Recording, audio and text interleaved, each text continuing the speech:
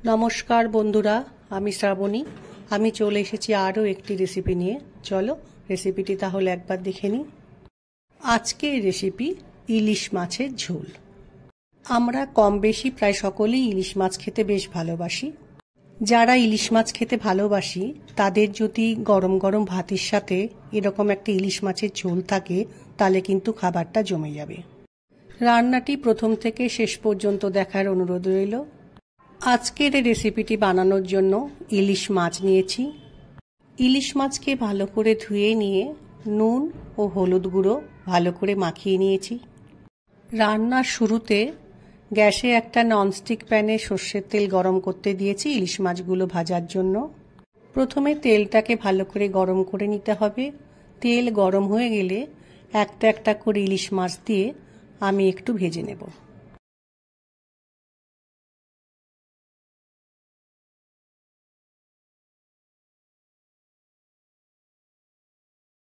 ইলিশ মাছের একদিক ভাজা হয়ে গেলে মাছগুলো উল্টে দিয়েছি অন্য দিকটা ভেজে নেওয়ার জন্য। ইলিশ মাছ ভাজাগুলোকে আমি তুলে রেখেছি এবং ইলিশ মাছ ভাজার তেল একটু কমিয়ে রেখেছি। এবার তেলের মধ্যে 5 ফোড়ন দিলাম, কাঁচা লঙ্কা দিলাম। ফোড়নটা একটু ভালো করে ভেজে নেব। একটা বড় টমেটো গ্রেট করে রেখেছি ইলিশ মাছের ঝোলের মধ্যে দেব বলে। ফোড়নটা খুব ভালোভাবে ভাজা হয়ে গেছে। এই সময় গ্রেট করে রাখা টমেটো তেলের মধ্যে দিয়ে একটু সময় রান্নাটা করে নেব। টমেটোর কাঁচা গন্ধটা যতক্ষণ না যাবে ততক্ষণ একটু রান্নাটা করতে হবে।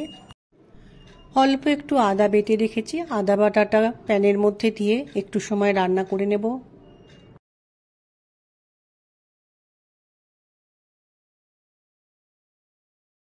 আদা ও টমেটো ভালোভাবে কষিয়ে নিয়েছি। আমি এবার মশলা দেব। প্রথমে দিলাম লঙ্কা গুঁড়ো, এবার দিলাম কাশ্মীরি মির্চ পাউডার, এবার দিলাম জিরে গুঁড়ো, এরপর দিলাম পরিমাণ মতো নুন। রান্নার মধ্যে সমস্ত মশলা দিয়ে ভালো করে মিশিয়ে নিয়ে আরও একটু সময় রান্নাটা করতে হবে। মশলাটা খুব ভালোভাবে কষানো হয়ে গেছে। এবার আমি পরিমাণ মতো জল দিলাম। রান্নার স্বাদটা যাতে ভালো হয় এজন্য অল্প পরিমাণে চিনি দিলাম। আবারও সব কিছু একসাথে ভালো করে মিশিয়ে নিতে হবে। ঝোলটা ফুটে উঠেছে। এই সময় আমি ঝোলের মধ্যে মাছগুলোকে দিয়ে নিয়েছি। মাছগুলো ঝোলের মধ্যে ফুটছে। এ সময় একদিক রান্না হয়ে গেলে উল্টে দিয়ে মাছের অন্য দিকটাও রান্না করে নিতে হবে। ইলিশ মাছের ঝোলটা যাতে খেতে আরও ভালো হয় সেজন্য ইলিশ মাছ ভেজে রাখার তেল আমি ওপর থেকে একটু ছড়িয়ে দিলাম। ইলিশ মাছের ঝোলে ইলিশ মাছ ভাজার তেল শেষে একটু দিলে মাছের ঝোলের স্বাদ খেতে আরও বেশ ভালো লাগে। খুবই সহজভাবে তৈরি হয়ে গেল ইলিশ মাছের একটা পাতলা ঝোল। আশা রাখছি আজকের রেসিপিটি তোমাদের ভালো লাগবে। রান্নাটিকে আমি একটি পাত্রের মধ্যে পরিবেশন করে নেব। রান্নাটা দেখতে যেমন সুন্দর হয়েছে খেতেও কিন্তু খুব সুন্দর হয়েছিল। আমার আজকের রেসিপি যদি ভালো লাগে তাহলে লাইক, শেয়ার ও সাবস্ক্রাইব করো।